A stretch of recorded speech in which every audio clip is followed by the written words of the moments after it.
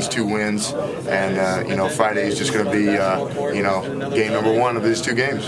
What's it been like to actually be part of the group that put Indiana back on the map, especially now that you're here in the NCAA tournament and winning games again? We're out here just making history. This team has done so much this year to get to this point.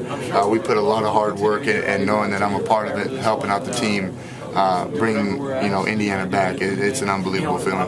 Was there a point in the preseason you guys talked a lot about feeling like you had a chance to do something?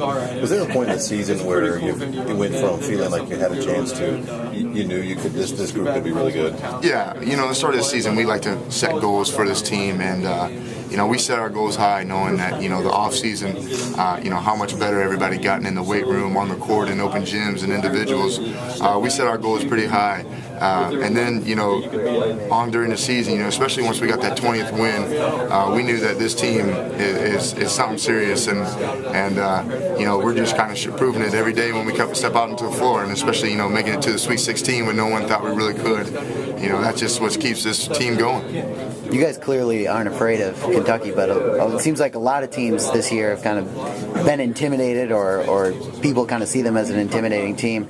Do you think that's the case, that they are one of the more intimidating teams, and how do you guys kind of put that out of your head, I guess? Yeah, I mean, we see a lot of film about other teams playing Kentucky, and we watch them and how they attack the rim and how they take forced shots just because of the length inside. This team, we've attacked them once, and we plan on doing the same thing again. We watch, a lot of guys, they read the name on the jersey and they get kind of scared knowing that those guys are NBA players or whatever. So, like I said, we've been just watching a lot of film on other teams, watching film on us, seeing how we attacked them the first time and seeing what we can do to attack them even more.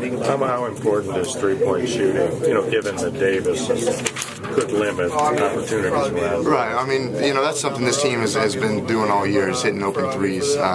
Second in the nation, I believe, I heard earlier. So, whether we get the ball on a drive, we realize Davis is a tremendous shot blocker. So, for us to just either shot fake or keep the dribble and pass out, this team loves to move the ball.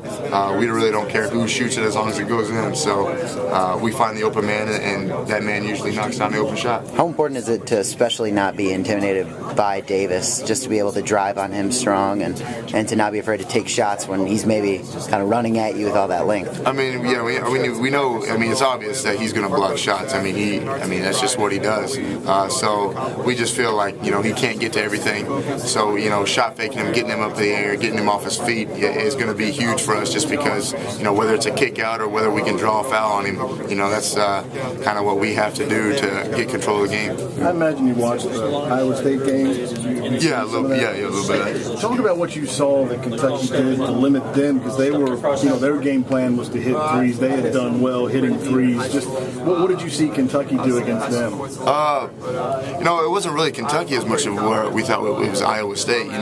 Kentucky would get on a huge run, and then Iowa State would kind of back down from them. But then, the next clip we would see Iowa State's only down 2 or 4. So we know that Iowa State made a run. It got to the point where they started getting to the basket and going strong, and then they started to fade away from that. They would take contested jumpers. People would try to do it one-on-one, and that's what we've kind of been basing this whole week on, is just staying as a team and limiting the one-on-one stuff and just passing the ball around and making open shots. Is that the real key to this game, to not back down? That's really the key to any game, is to never back down. You want to keep going, and that's not like our team to back down from anybody. We're going to go at you. We're going to just play the way we've been playing all year.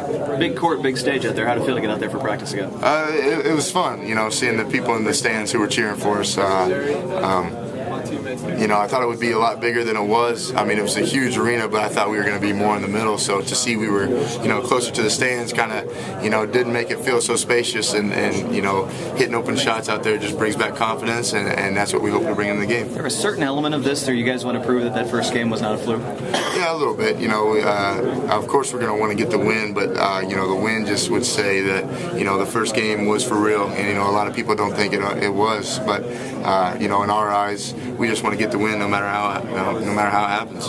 What was your reaction when y'all saw the bracket and realized if everything went according to form, this was a possibility of seeing them again? In the beginning, I don't think a lot of people worried about it. In the beginning, a lot of people didn't even think we'd make it past, New Mexico State.